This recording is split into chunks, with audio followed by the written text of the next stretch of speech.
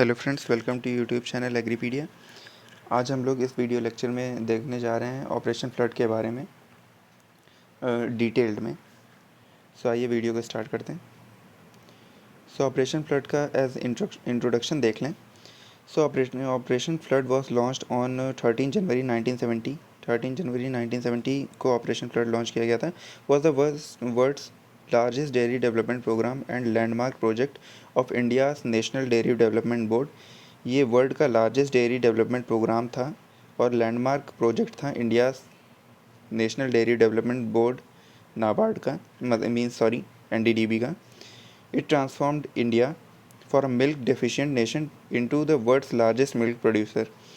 India milk deficient nation के name से पहले मिल्क डेफिशिएंट नेशंस में से आता था, बट इस प्रोग्राम के इंट्रोडक्शन के बाद इंडिया जो है वो वर्ल्ड्स लार्जेस्ट मिल्क प्रोड्यूसर बन गया, surpassing the United states of America. United states of America को भी इंडिया ने पीछे कर दिया 1998 में, विथ अबाउट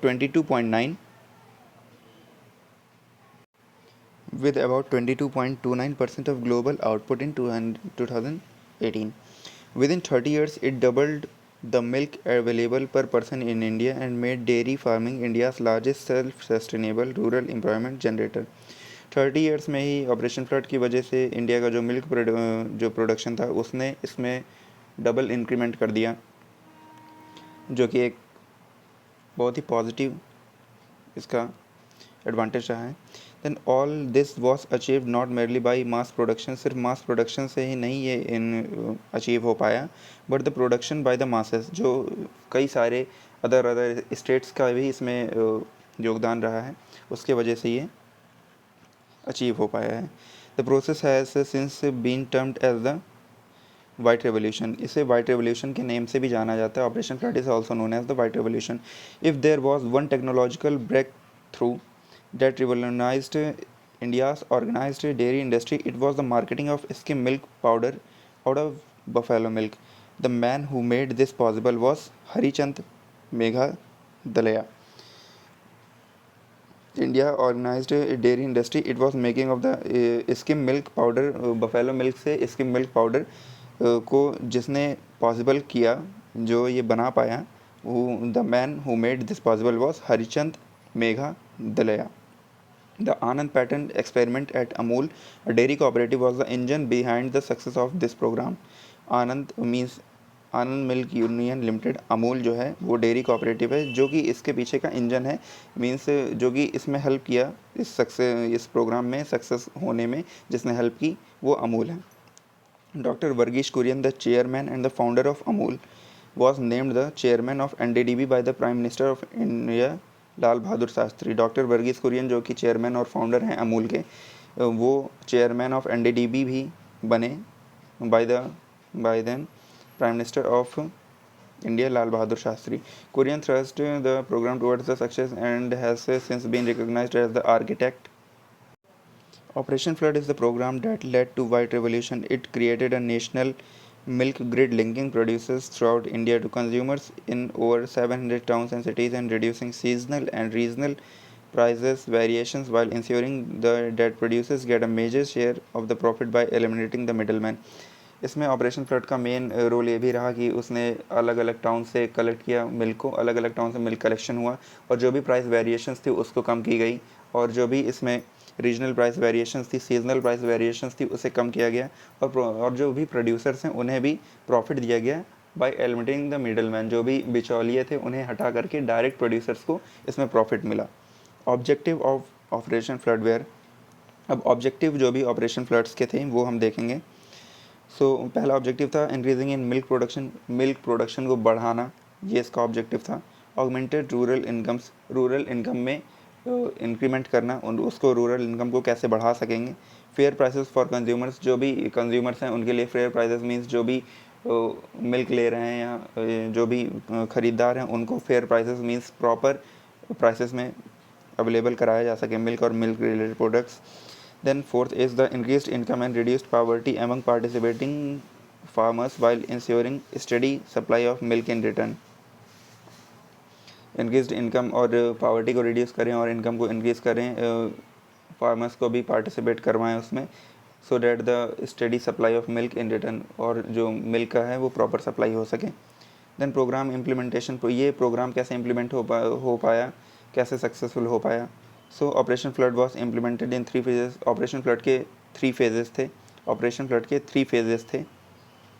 फेज़ वन हमारा स्टार्ट हुआ था 1970 से 1980 में, was financed by the sale and of skim milk powder and butter oil donated by the European Economic Community (EEC) through the World Food Program. NDDB planned the program and negotiated the details of EEC, means European Economic Community assistance. During this phase, Operation Flood linked 18 of India's premier milkshed with the consumers in India. Major metropolitan cities like Delhi, Mumbai, Kolkata, and Chennai, establishing mother dairies in 4 metros. Operation Flood First was originally meant to be completed in 1975, but it is eventually lasted until the end of the 1979 at a total cost of rupees 116 crores.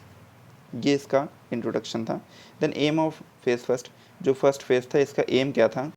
So first phase of Operation Flood का aim था improving the organise dairy sector, जो भी dairy sector हैं उनको properly organise किया जा सके metropolitan cities में, जैसे कि मुंबई हैं, तब बॉम्बे के नेम से जाना जाता था, कोलकाता है तब कैलकाटा, देन चेन्नई जो कि तब मद्रास, और एंड दिल्ली थ्रू मार्केटिंग। इसका प्रॉपर जो कनेक्शन है वो कैसे कनेक्ट किया जा सके, डेयरी सेक्टर्स को प्रॉपरली ऑर्गेनाइज किया जा सके मेट्रोपॉलिटन सिटीज़ में।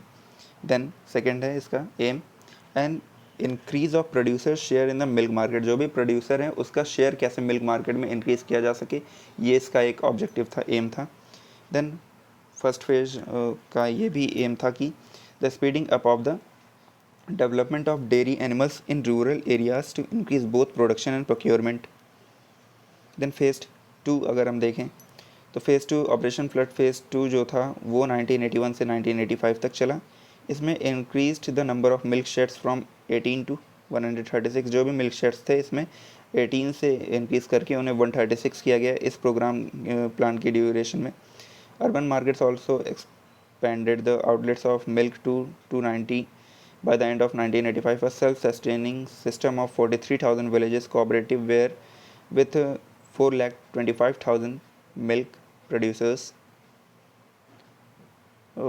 was covered. Domestic milk powder production increased from 22,000 tons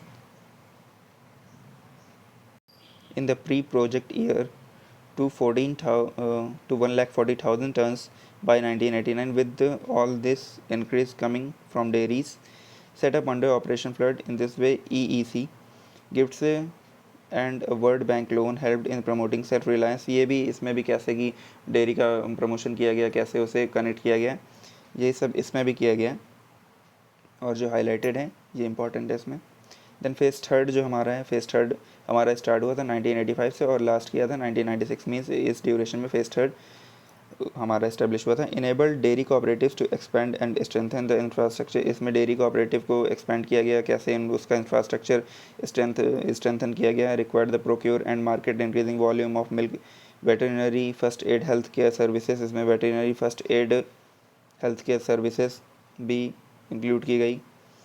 then इसमें हमारा फीड एंड आर्टिफिशियल इंसेमिनेशन भी इंक्लूड किया गया। Services for cooperative members were extended along with intensified member education. Operation Floods Phase Third consolidated India's dairy cooperative movement, adding 30,000 new dairy cooperatives. इसमें 30,000 new dairy cooperatives का establishment हुआ, इसमें add हुई dairy cooperatives to 43,000 existing, और जो कि पहले operation flood phase 2 में ही 43,000 एक्सिस्टिंग डेयरी कॉपरेटिव थी, उसमें हमारी 30,000 न्यू डेयरी कॉपरेटिव्स इस्टेब्लिश की गई, ऐड हुई इसमें। Organized during phase 2, the number of milk sheds peaked at 173 milk sheds हो गई थी at the end of in 1988 to 1989. Then with the number of female members and female dairy cooperative societies increasing significantly, phase third also increased the emphasis on research and development. Phase third में भी emphasis on research development और animal health and nutrition पे focus किया गया था। Then features of Operation Flood, Operation Flood के क्या क्या फीचर्स थे, सो आइए वो देखते हैं one by one. So adopting new and modern methods to hold and milk cows, जो भी मॉडर्न मेथड्स अडॉप्ट किए जा सकें काउ मिल्किंग में। Then second is changing the composition of animal feed for better, animal feed का जो भी traditional composition था उसको कैसे चेंज किया जा सके for better adjustment and to the condition, कैसे बेटर एडजस्टमेंट उसका किया जा सके according to the conditions. Then third is the revision of different producer cost on a sliding scale. Then criticisms, हर चीज़ के कुछ दुष्परिणाम या कुछ उसके निगेटिव्स भी रहते हैं, उसमें कुछ ना कुछ लैग रहता है।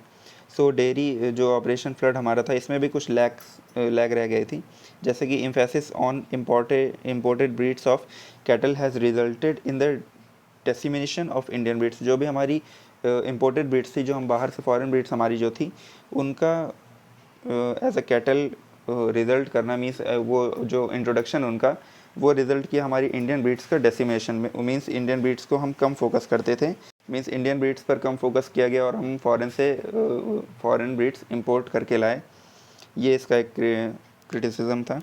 Then foreign breeds give higher yield, foreign breeds yield तो हायर देती थी, मीन्स दूध तो ज़्यादा देती थी, but they require more feed.